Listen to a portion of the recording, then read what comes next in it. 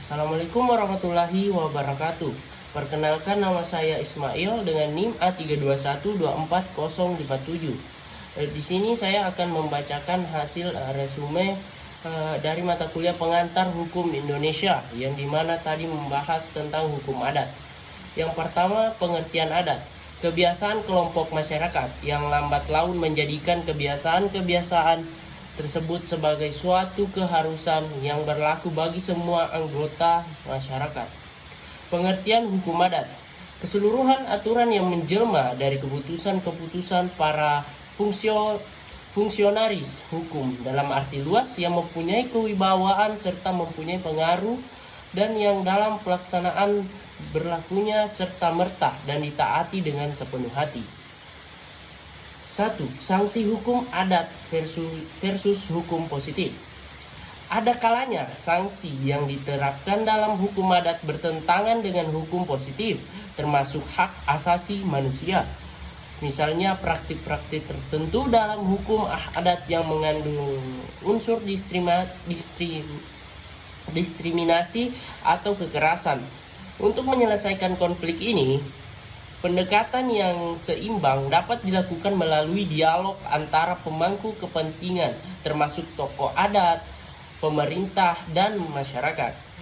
Mediasi dapat menjadi cara yang efektif untuk menemukan solusi yang menghormati nilai-nilai adat sekaligus mematuhi prinsip-prinsip hak asasi manusia. Yang kedua, pluralisme hukum di Indonesia. Interaksi antara hukum adat, hukum positif, dan hukum Islam dalam penyelesaian sengketa masyarakat di Indonesia sangat kompleks. Hukum adat seringkali diakui dalam konteks lokal, sementara hukum positif memberikan kerangka hukum yang lebih luas. Hukum Islam juga memiliki tempat dalam masyarakat yang mayoritas muslim.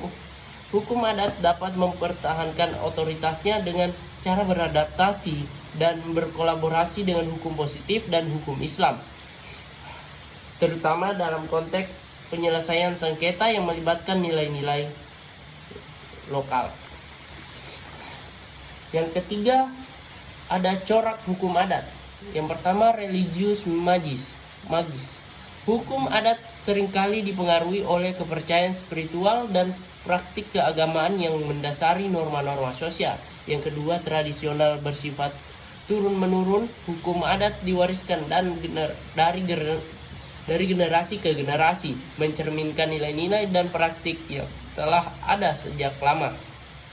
Yang ketiga, keagamaan. Banyak norma hukum adat yang berakar pada ajaran agama yang mempunyai perilaku dan interaksi sosial dalam komunitas. Yang ketiga, kebersamaan. Yang keempat, kebersamaan. Hukum adat menekankan pentingnya solidaritas dan kerjasama dalam masyarakat, mengutamakan kepentingan bersama. Yang kelima, konkret dan visual. Diungkapkan melalui simbol-simbol, ritual, dan praktik yang dapat dilihat dan dirasakan secara langsung. Selanjutnya, terbuka dan sederhana. Bersifat fleksibel dan mudah dipahami, memungkinkan masyarakat untuk menghadapi norma sesuai kebutuhan. Selanjutnya, dapat berubah dan menyesuaikan, dapat berkembang dan beradaptasi dengan perubahan sosial dan budaya. Selanjutnya, tidak dikodifikasi, tidak dibukukan, melainkan diatur melalui tradisi, lisan, dan praktik sehari-hari. Yang terakhir, musyawarah atau mufakat. Proses pengambilan keputusan dalam hukum adat seringkali melibatkan diskusi dan kesepakatan bersama. Tidak ada satu corak yang dianggap paling efisien dalam menyelesaikan sengketa. Yang menyelesaikan sengketa adalah hukum itu sendiri, bukan corak atau ciri-ciri dari hukum adat tersebut. Yang keempat, peran negara dalam hukum adat.